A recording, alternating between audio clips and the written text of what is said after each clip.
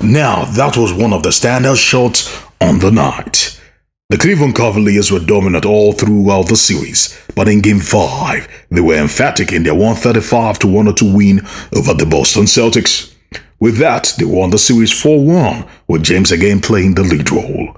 For the 7th consecutive June, Lebron James will be playing on the league's biggest stage. This will be the Cavs' third consecutive trip to the finals, and the third year in a row they will be matching up against the Golden State Warriors.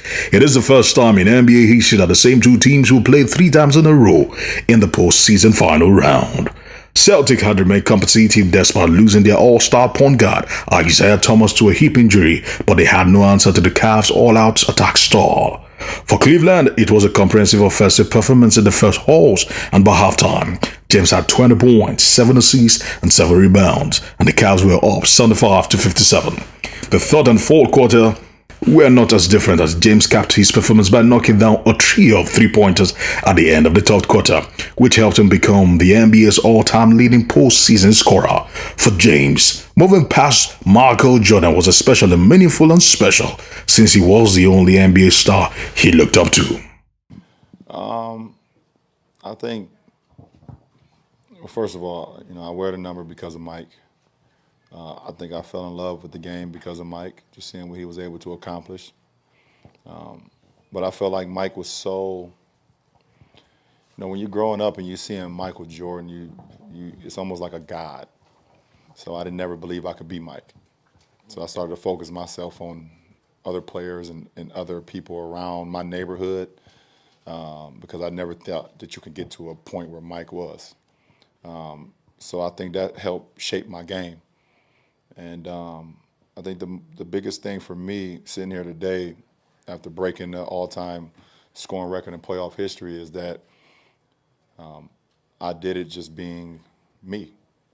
I don't have to score the ball to make an impact in a basketball game. And that was my mindset. When I started playing the game, I was like, if I'm not scoring the ball, how can I still make an impact on the game? And it's carried me all the way to this point now, and it's going to carry me for the rest of my career because scoring is not number one on my agenda. Pass it to me. I'm gonna be honest. I'm not really, and I'm not in the right mind to even talk about Golden State. It's too stressful, and I'm not stressed right now. I'm very happy about our accomplishment. I have no discussion. Golden State they've been the best team in our league for the last 3 years, and then they added an MVP. That's all I can give you right now because I'm happy, and I don't want to be stressed. They cause a lot of stress, and I'll get to that point when we start to prepare for them. Jason. Jason Lloyd. I don't have I mean, You're on the green. If you're not, I'm not a golfer.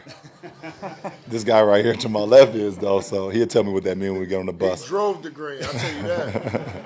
but you know what I mean. You're obviously in the discussion, whether or not whatever.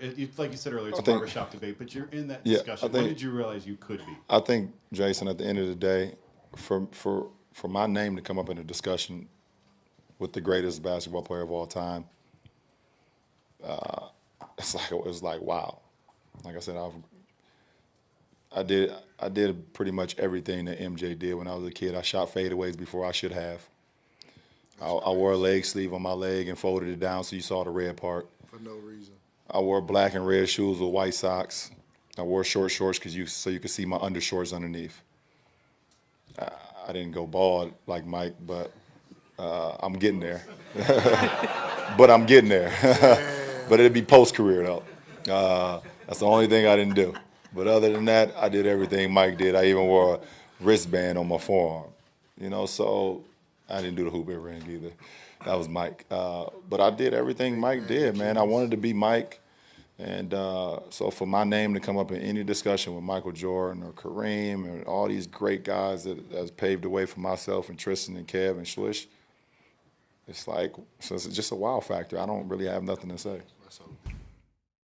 And now the stage is set for a bigger show of strength. The Cleveland Cavaliers were 12-1 on the journey through to the Eastern Conference playoffs, while the Golden State Warriors, for their part, were 12-0 in their Western Conference playoffs run and are looking for revenge after being up 3-1 in last year's finals before losing to the Cleveland Cavaliers. Now it's all to play for as the Big Eaters once again go head-to-head in the final that could go all the way to Game 7. Remember, it's all live from the 1st of June on DMS KFS.